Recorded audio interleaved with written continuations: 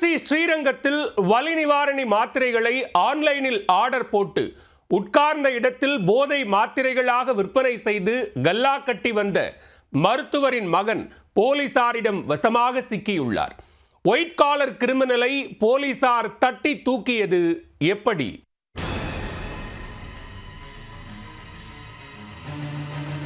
திருச்சி மாநகரத்தில் போதை மாத்திரை புழக்கத்தை அறவே ஒழிக்க போலீசார் தீவிர நடவடிக்கையில் இறங்கி உள்ளனர். அதன் ஒரு பகுதியாக திருச்சி பொன்மலைப்பட்டி சாய்பாபா கோயில் அருகே போலீசார் வாகன தணிக்கையில் ஈடுபட்டிருந்தனர். அப்போது இருசக்கர வாகனத்தில் சந்தேகத்திற்கு இடமான வகையில் வந்த இரு இளைஞர்களை பிடித்து விசாரித்தனர். அவர்கள் முன்னுக்கு பின் முரணாக பேசியதைத் தொடர்ந்து சோதனை நடத்தியதில் கட்டுக்கட்டாக போதை மாத்திரை அட்டைகளை அவர்களிடம் இருந்து கைப்பற்றினர்.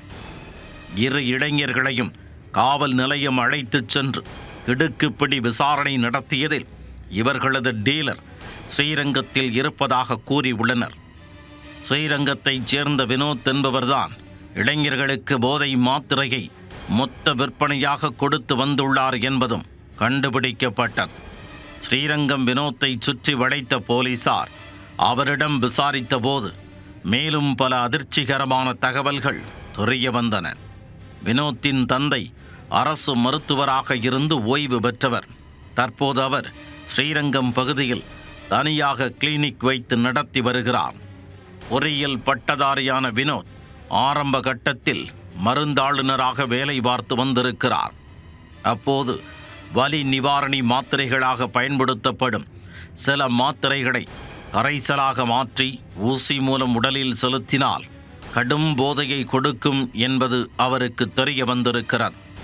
இதையடுத்து 10 மாத்திரைகளை கொண்ட ஒரு அட்டையை 285 ரூபாய்க்கு வாங்கிய வினோத் ஒரு மாத்திரையை 150 ரூபாய் என விற்பனை செய்துள்ளார். அதுவும் முழுக்க ஆன்லைன் மூலமே இவரது வியாபாரம் நடைபெற்றுள்ளது. ஆன்லைனில் ஆர்டர் போட்டால் ஆயிரக்கணக்கான மாத்திரைகள் இவரது இடம் தேடி வந்துவிடும். வினோத்தின் தந்தை கிளினிக் வைத்திருப்பதால் அவருக்கு மாத்திரைகளை ஹோல்சேல்ஸாக ஆர்டர் போட வசதியாக இருந்துள்ளது. இந்த மாத்திரைகளை கல்லூரி மற்றும் பள்ளி மாணவர்கள் அடங்கிய வாட்ஸ்அப் குரூப் மூலம் விற்பனை செய்திருக்கிறார். இதன் மூலம் இருக்கும் இடத்தில் இருந்தபடியே தினந்தோறும் குறைந்தபட்சம் 30,000 ரூபாய் சம்பாதித்து வந்துள்ளார் வினோத்.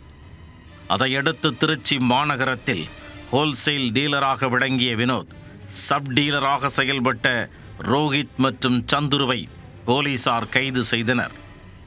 அவர்களிடம் இருந்து சுமார் 2038 போதை மாத்திரைகளை போலீசார் கைப்பற்றி உள்ளனர். குற்றத்திற்கு பயன்படுத்திய 5 செல்போன்கள், கார் மற்றும் இருசக்கர வாகனம் ஆகியவற்றை போலீசார் பறிமுதல் செய்தனர். மருத்துவரின் மகன் போதை மாத்திரை விற்பனை செய்து போலீசாரிடம் சிக்கியிருக்கும் சம்பவம் அப்பகுதியில் பெரும் பரபரப்பை ஏற்படுத்தி உள்ளது.